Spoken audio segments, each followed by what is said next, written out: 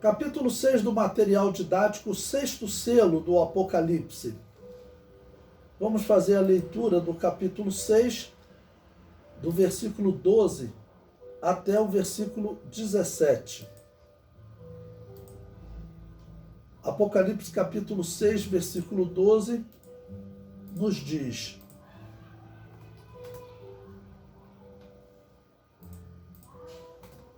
E havendo aberto o sexto selo, olhei, e eis que houve um grande tremor de terra, e o sol tornou-se negro como saco de cilício, e a lua tornou-se como sangue.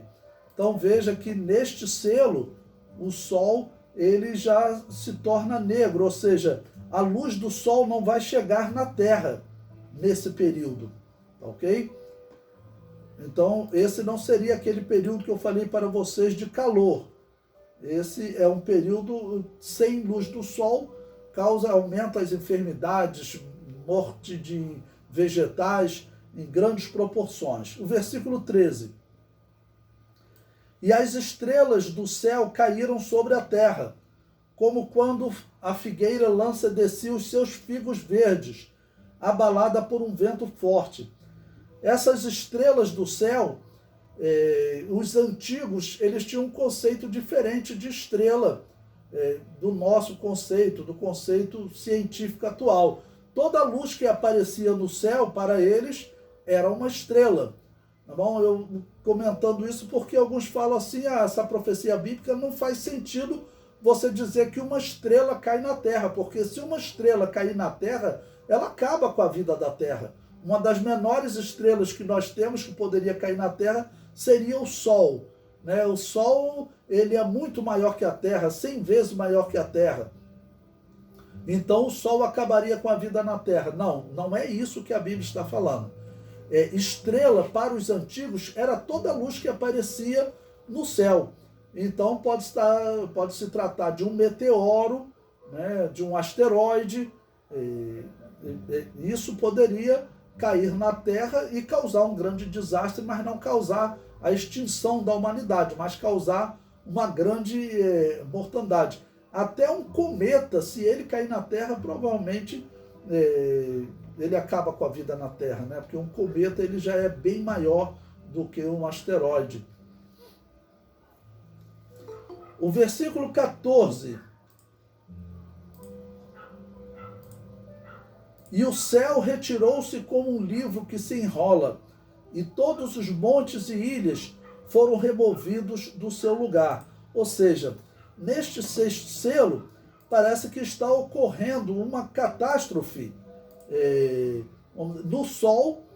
De alguma maneira o Sol é coberto e algo também que afeta a Terra. Então, nós temos na história da humanidade alguns momentos em que, por exemplo, vulcões explodiram numa potência tão grande que eles jogaram cinza sobre a região da Europa, e diz que a luz do Sol ela reduziu muito, e por cerca de um ano, por exemplo, a Europa ficou com a luz do Sol reduzida, o que causou muita fome na Europa. Então, esse fenômeno que deve acontecer dentro da grande tribulação vai, de alguma maneira, atingir o Sol e também a Lua. Agora, quando diz que as ilhas foram removidas do seu lugar, como combinar isso? Bom, se houver a explosão de um vulcão, e aí normalmente envolve, às vezes, terremoto, maremoto, e também a nuvem acaba por cobrir a luz do Sol. Bom, o versículo 15, prosseguindo na leitura de Apocalipse, capítulo 6, o versículo 15 nos diz o seguinte: E os reis da terra, e os grandes e os ricos, e os tribunos, e os poderosos, e todo servo e todo livre, se esconderam nas cavernas e nas rochas das montanhas.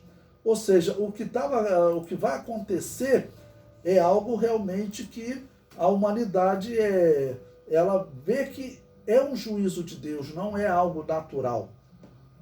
Versículo 16 diz: E diziam aos montes e aos rochedos: Caí sobre nós, e escondei-nos do rosto daquele que está sentado sobre o trono e da ira do Cordeiro, porque é vindo o grande dia da sua ira, e quem poderá subsistir? Então, é o número 7 aí do nosso material didático.